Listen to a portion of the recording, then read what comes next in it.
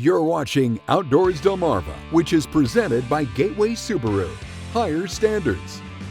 When legends speak of other legends, it's hard to not let your emotions get the better of you. Which is exactly the challenge I faced when I first saw this piece of Scorchy's tribute to the incomparable carver Lem Ward. Well, shortly after I returned from World War II, introduced me to a sport that to this day is embedded deeply within me. You know, Scorchy, I'm the first man ever took you fishing. I'll never forget it, Lem. Do you remember where we went? Yes, we went through Pond Creek, Sandy Creek, out through Shoal Prong, into the Sound. I'll never forget it. I remember the ensuing years that slipped rapidly by. Their fame grew, but they were never too busy for the thousands of strangers who showed up at their shop thinking maybe they would be in the presence of haughty celebrities. Lem, a disciple of poetry, would soon dispel that thought with one of his favorites. I'm just a dumb old country boy who ain't so very smart. And when I talk, I get mixed up. My gears are hard to start. It seems I don't have many brains like other folk I know, and when it comes to society, my dumbness there I show. I find it don't take many brains the best in life to gain. It's not your wealth or who you are, prestige you might obtain. It only takes just simple faith, eternal light to find. No matter whoever you stand, there's grace for all mankind. I'm still that same dumb country boy, and I hope I'll always be. Just dumb enough to trust the Lord for all eternity. So I'll just keep traveling on with Jesus in my heart. I'm just a dumb old country boy who ain't so very smart.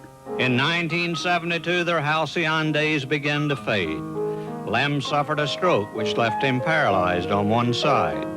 After a lengthy rehabilitation, he returned to the shop and with much effort began slowly carving again. In 1976, Steve passed away. Lem was deeply hurt. The chopping block is silent, the hatchet rings no more. Those fragrant cedar shavings no longer fill the floor. The sawdust isn't in the air, your tools are packed away, but all those pleasant memories are with me every day. But soon I'll lay my tools with yours, our toiling be no more, and then we'll be united on that eternal shore. In 1979, Lem lost a leg due to poor circulation, but did not lose his spirit.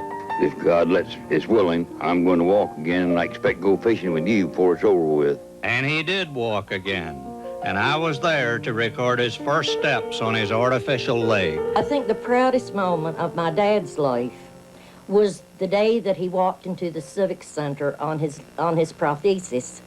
He and Charlie Bounce strutted in there, and he was just he looked so proud and wonderful. I was walking with a cane then because of a back operation, and Lemon said, I'm going to walk in there one more time.